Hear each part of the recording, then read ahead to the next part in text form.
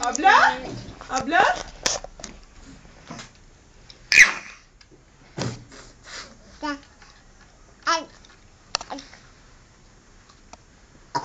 Bücür.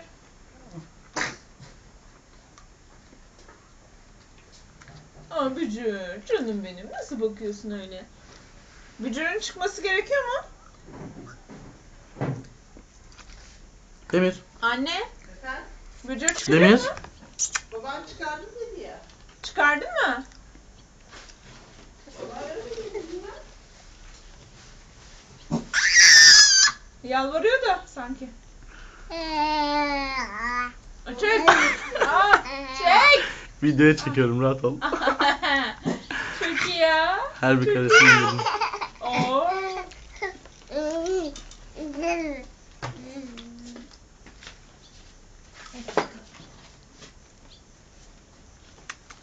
Burada yemek istiyor biliyor musun? Burada olduğunu daha güzel yer.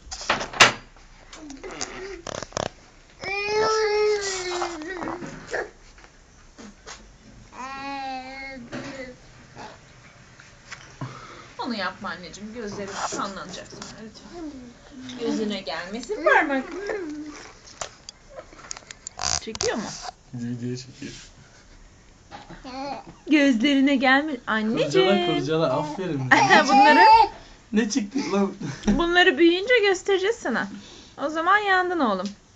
Yok, büyüyünce de yapacak dayısı gibi büyük ihtimalle. Ah çok yaşa bebeğim. Çok yaşa. Hapşu. Ama öyle o kadar burnuna sokarsan hapşurursun.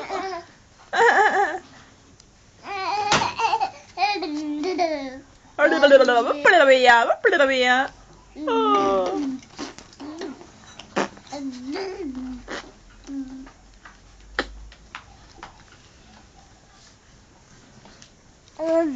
Dur annem. Burnumuzu silelim. Evet. Aa, ne oldu?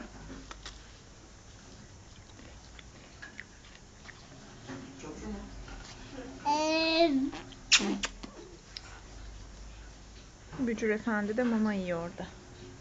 Bücür. Demir de Bücür'den özenmiş.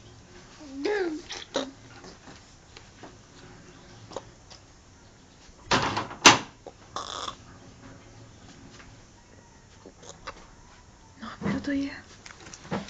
Şimdi hiçbirimiz kalpli şeyi bulamadık mı çubuğu? Sana beleş magnum. Tabii.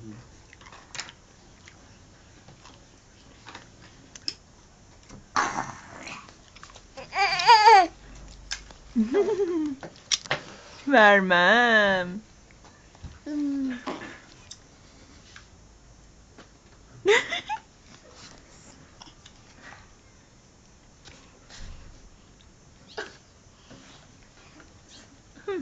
Afiyet olsun dedim. Nasıl tadı? Güzel.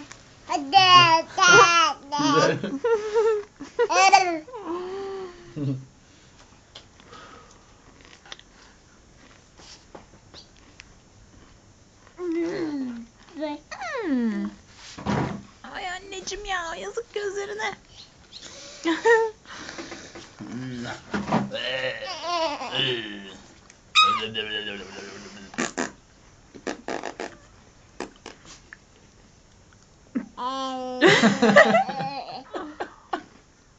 Sakla gözünü lan. Hah, burnunu sok. Ha.